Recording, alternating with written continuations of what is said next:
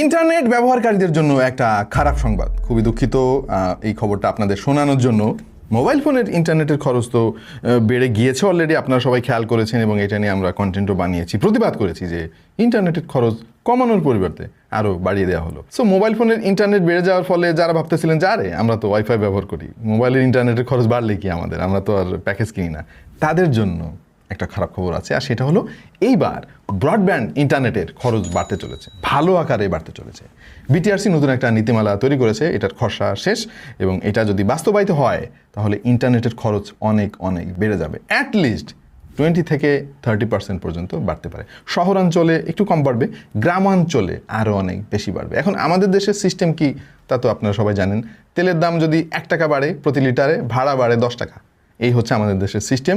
এবং তেলের দাম যখন আবার কমে যায় তখন কিন্তু ভাড়া আর কমে না, ওইটা ওইখানেই থাকে। এই হচ্ছে বাংলাদেশের সিস্টেম। সো